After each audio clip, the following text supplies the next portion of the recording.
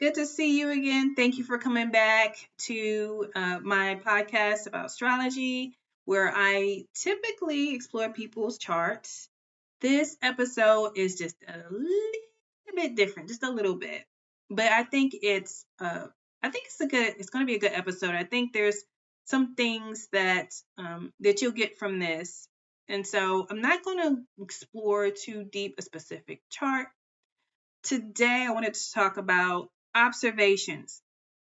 I'm not going to lie, I got this idea from, I believe I was on Tumblr. And sometimes when I would go on there and look up astrology, it would be different people's pages. And some people will put things there, they title it observations. And it was enlightening to see what other people saw in astrology when they explore other people's charts. And I like seeing other people's perspective about it. And so I don't really post on Tumblr like that, but I did want to take an opportunity to talk about my own observations, about people's charts. A lot of times my videos are about my observations and what I'm seeing when I analyze a chart. But these are observations, not just about that, but they're observations in relation to what I've seen out in the world. So some of it may or may not go much deeper than the sun sign. And I do want to issue this disclaimer. Please, please understand this disclaimer. I am not bad mouthing any specific sign. There are some things, some traits that are characteristic of signs. Some of those traits are considered positive, and some of those traits are considered not so positive. But I know for certain, in looking at charts often, we need all 12 signs to describe our past, our present, and our future condition. So every sign has its place, whether there are good traits in that sign or bad traits in that sign, because all signs have good and bad traits. That's just the reality. But the reason why they're so important is because if you start timing things, you need those bad traits to describe what you're timing, whether it's any specific event or something that's going on with that person. That's the only way you would know what that meant. I hope I'm explaining this well. And if I'm not, I apologize. I'm sure I'll find another way to explain it and I'll put it in another video, or maybe I'll explain it later in this video a little better, or you'll understand it better. But without further ado, I want to get started on some of my observations about specific signs and parts of astrology. So my first observation is this: Virgos are usually pretty popular. Let me say that again. Virgos are pretty popular. I don't think I have to dig very deep to show you examples of that. You have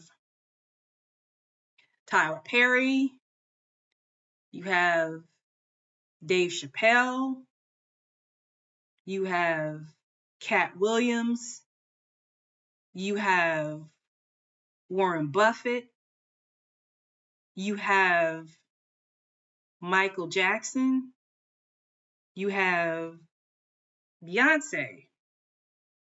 Those are just to name a few. So I don't think that this is a hard concept to see. It may be something that people have a hard time accepting, but it's not hard to see that Virgo's popular. A lot of times they can be very popular in whatever field they decide to pursue. Now here's the big question. Why are Virgos so popular? It could be the very traits that they tend to get criticized for are also the traits that make them popular. For instance, being really skilled, being really detail oriented, And to be honest with you, I feel like those traits kind of work together. If you're learning something and you are detail oriented, you will probably learn it to a better degree than the average person because you have explored it in a way that the average person hasn't. You looked at it backward, frontward, to the left side, to the right side, you flipped it over, you've taken it apart, you put it back together. That level of detail and exploring and understanding every aspect of whatever it is that you're pursuing will tend to give you a high IQ or a high aptitude for whatever it is that you're pursuing. That'll make you highly skilled at it. Another thing that is a common trait for Virgos is Virgos are known for their work ethic. I think Virgos are one of the few signs that will work for breakfast, lunch, and dinner. It doesn't bother them to work. And again, if you don't mind working, you will tend to be more successful at something than the people around you. So they a lot of times they'll be very productive. And so this is how some of them end up getting known, so well known in the field that they choose. Virgo is known as, to me, I call Virgos worker bees of the zodiac. They're the worker bees. They work. That's all they really think about, and they're always looking at, and they're always trying to improve the work that they do and make it more efficient. Sometimes to the, I won't say disadvantage, but sometimes to a degree that other people don't necessarily like it. Understandable, but that's just I believe Virgos have good intentions, even if it feels like a lot. But those intentions that they have tend to, the byproduct of that is that they tend to become popular.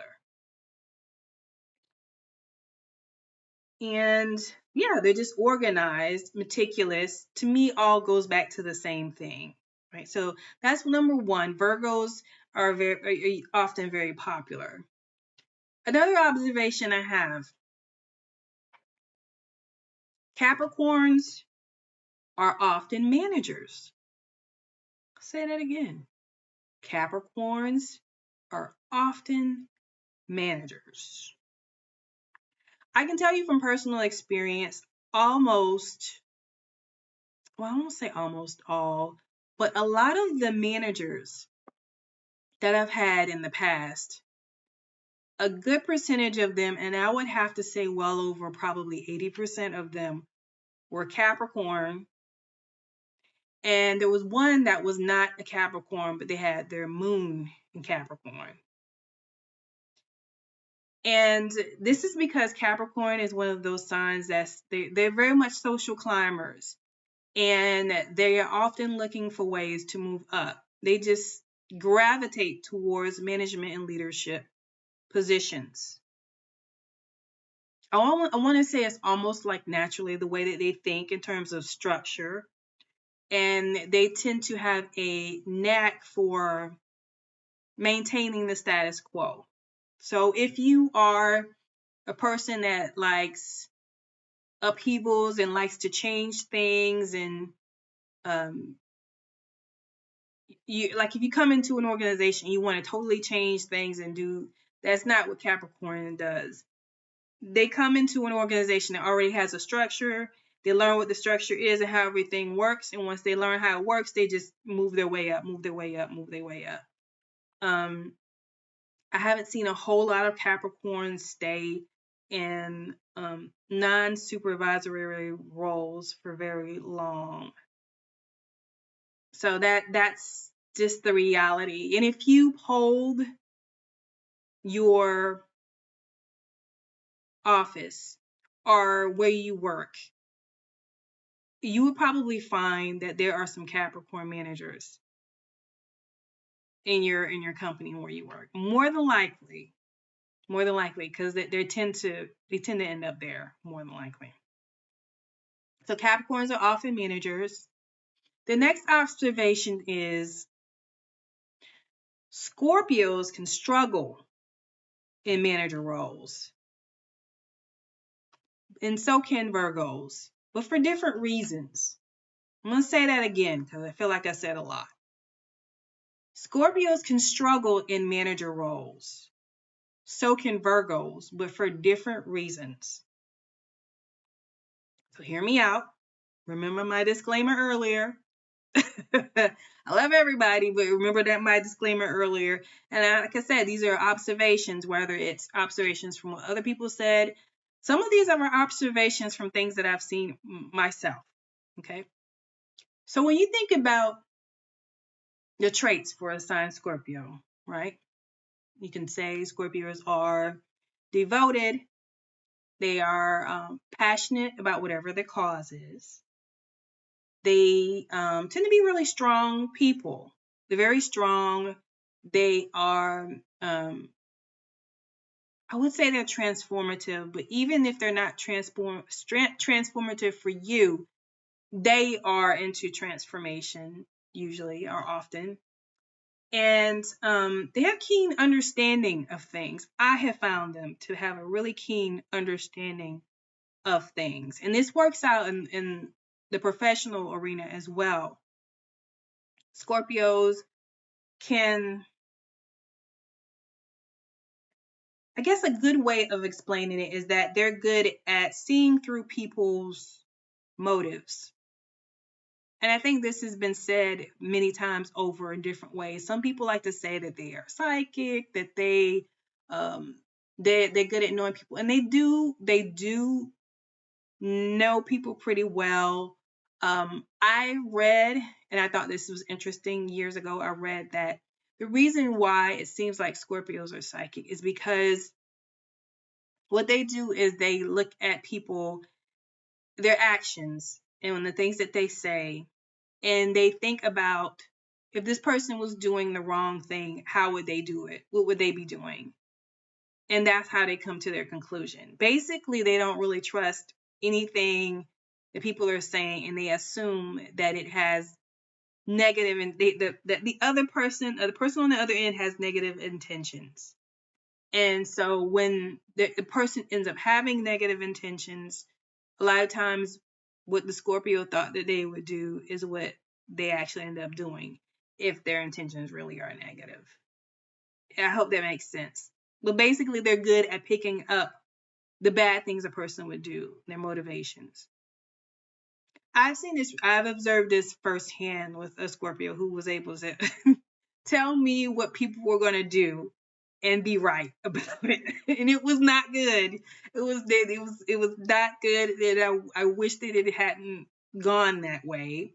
But he was right. He said that people would do things a certain way and it was going to come out negatively, and he was right about that. Okay? So there's a lot of truth to that. Now, in terms of their, those are, I guess you could say those are positive traits, good things that that could be used for positive, I guess you could say. As far as traits that might be a little more challenging, things like being controlling and being secretive, being jealous, and vindictive. Now, I want you to take a second and imagine if you had a manager with any of those traits. Did you picture it? Okay. Now you might understand why there could be some struggles with that sign in a managerial role. Remember, I said I was going to talk about observation. So I'm not just pulling this out of thin air. I've witnessed some of this with Scorpio management. Okay. So let's talk a little bit about the controlling part. I was on LinkedIn one day and I saw a quote that really stuck out to me. And it made me think about this very topic. So the quote was this: micromanagers are the people you pay to watch your employees walk out the door. I have to say this again for you. Micromanagers are the people you pay to watch your employees walk out the door. So, what's the reason why someone would micromanage an employee? You could say that maybe they don't think that the employee is competent and they need to watch what they're doing. It's a possibility. And there's things in the workplace for that. You can put a person on an improvement plan and work with them from that. And then if they don't, maybe the person gets written up or something like that. Up to, and perhaps maybe letting them go, realizing that the position is not a fit for them. Or there's another role in the organization, maybe they can join that, right? However, if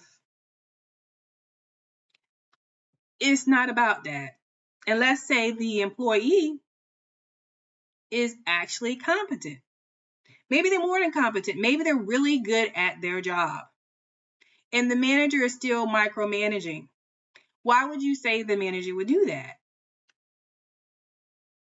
Could it be that the manager has their own fears, and those fears are making them control the employee? This could be a potential scenario where a Scorpio manager might control someone or micromanage someone, even if they're not doing it consciously, which, to be honest with you, in some cases, it may be conscious. The control aspect may be very conscious, but the idea of controlling someone, when you're a manager, you don't control, you delegate, you support your employees, but you don't control them. And so, even though I would think for the Scorpio, that might be an uncomfortable place to be, to not be able to control other people and how the work turns out, and that work is under you. I could kind of see that being a little concerning.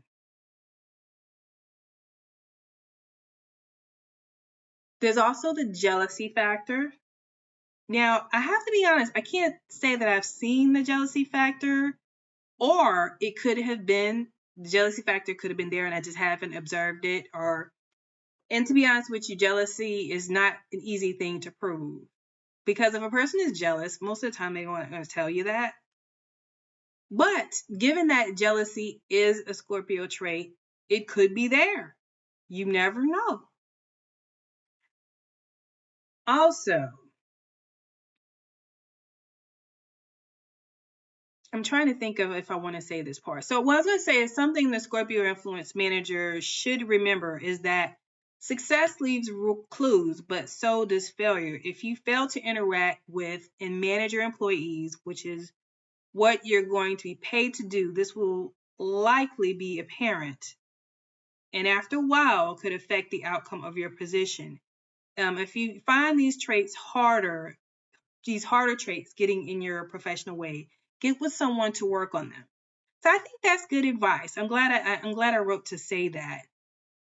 If you are already a Scorpio manager, let's say you're listening to this and you're already a Scorpio manager, and you're thinking, A, this is not me, or B, I don't want this to be me, or C, I don't want people to perceive me this way. Be honest with yourself. When you get feedback, take that feedback seriously. And if any of the things that I just described sound like something you would do, work on it. I know Scorpio is a fixed sign, and with all of the fixed signs, one of the reasons they're called fixed is because they don't necessarily like change. So telling a sign to change the core of who it is challenging, which is one of the reasons why I said Scorpios can struggle with manager roles. If they do have one of these traits, it would be difficult to change. It may be pretty well ingrained in them to be that way. May even feel justified in being that way. But in order to maintain your managerial role, highly recommend you find ways to change that. And by the way, I haven't forgotten that I said that Virgos tend to struggle with manager roles too, but for different reasons. So when it comes to Virgos, and yeah, I know I said earlier, Virgos tend to be pretty popular, and they are. But one of the reasons, well, there's a couple of reasons why Virgos tend to struggle in managerial roles. One of the reasons that I described earlier. They tend to be, like I said, worker bees. And if you're a manager, you're not a worker bee per se. You're not working, you're delegating.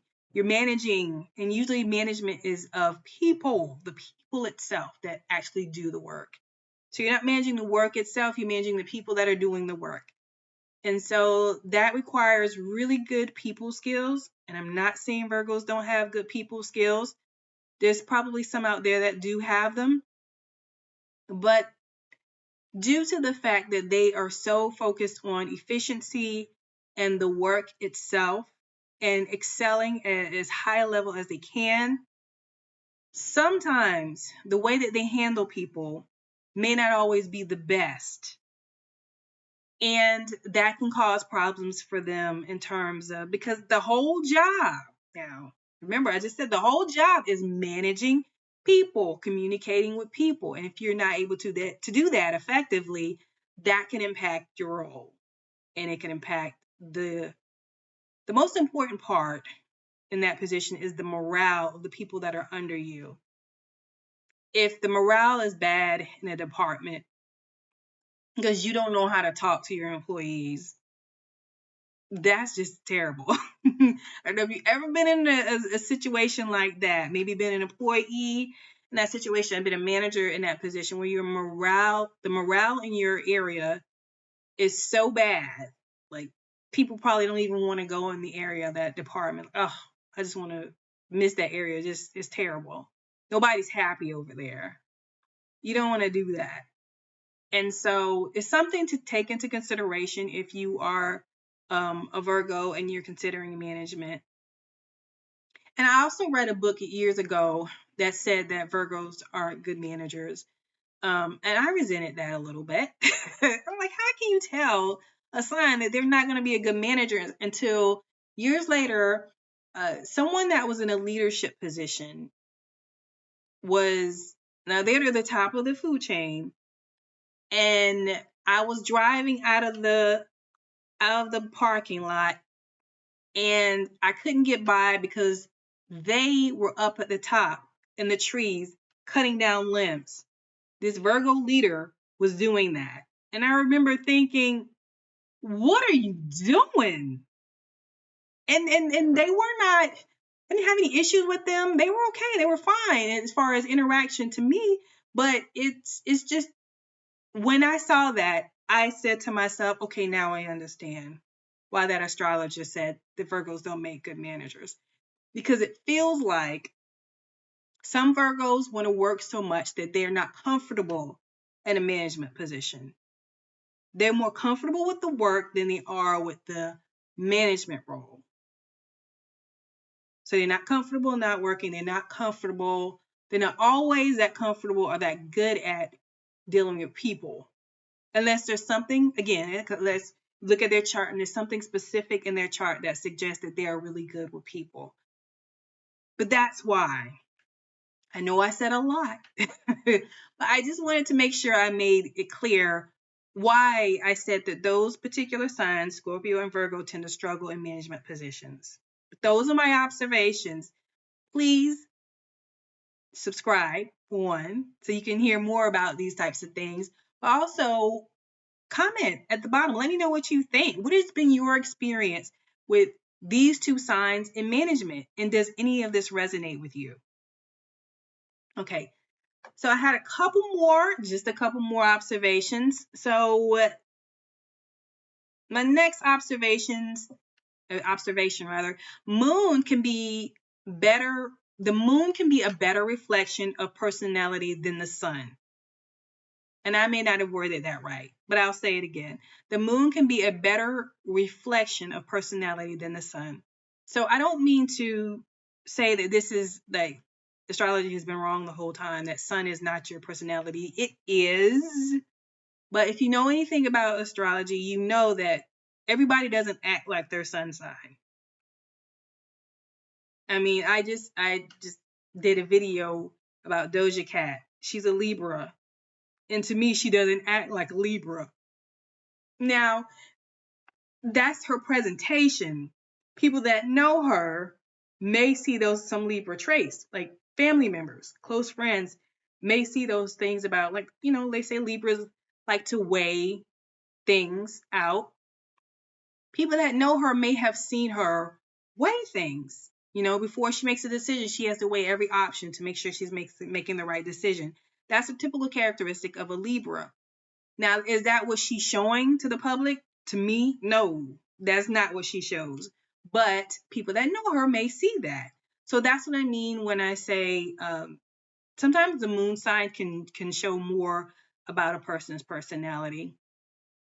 When I mentioned Tumblr earlier, and when I was on Tumblr once, I saw someone say that moon Leos often need more attention than sun Leos. And I had to concur.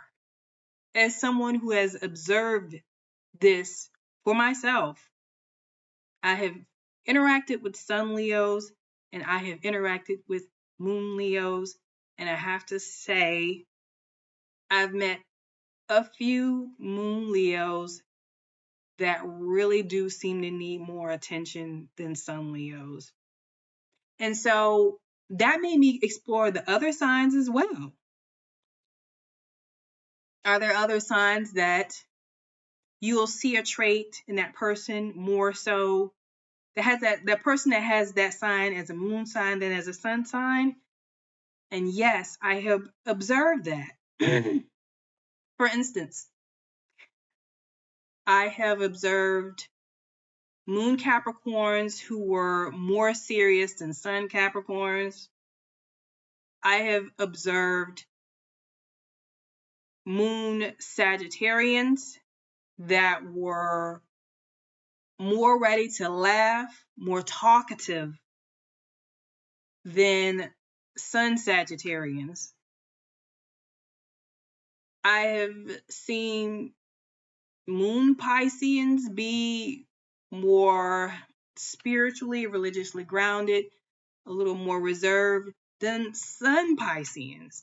So I think there is something to that where, in my opinion, and if you go back like the first season, I explored the planets and I think I went into detail about this. So I highly recommend going back and looking into my commentary on the planets. But I feel like the moon is almost like our default reaction to things. And I think that's why I will sometimes see the traits of that sign more clearly in someone with that sign as the moon, as opposed to that sign and sun for the sun.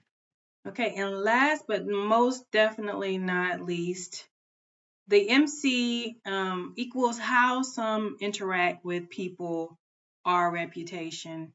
I talked a little bit about this on another episode, but I never noticed until recently how apparent the sign and the MC tends to be in people. And I mentioned that the moon is often, you can also often see people's moon sign in their default reaction to things.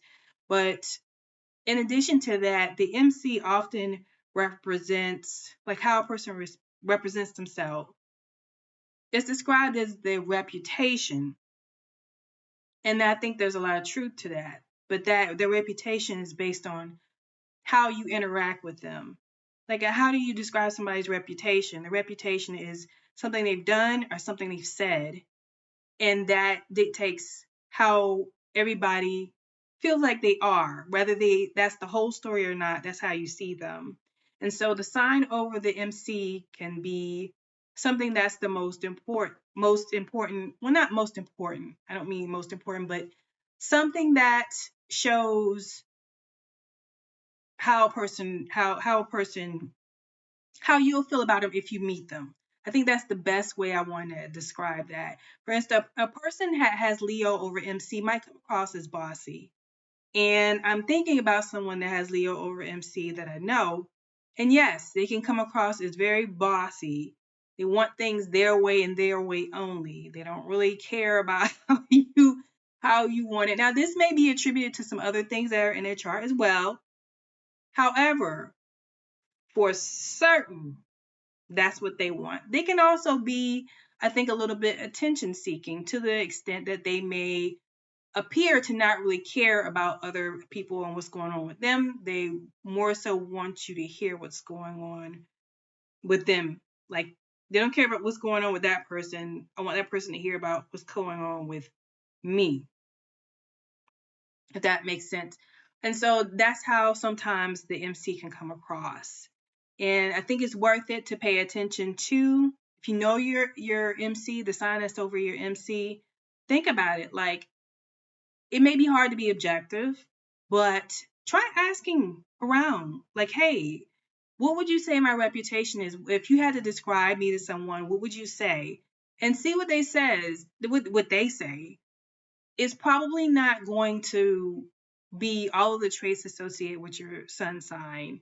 And I hope at this point that's pretty obvious that you might not actually act like your sun sign 100%. But there'll be other things that are there and they are attributed to other parts of your chart. Okay. And so that concludes everything that I was going to say about my observations, at least as of right now.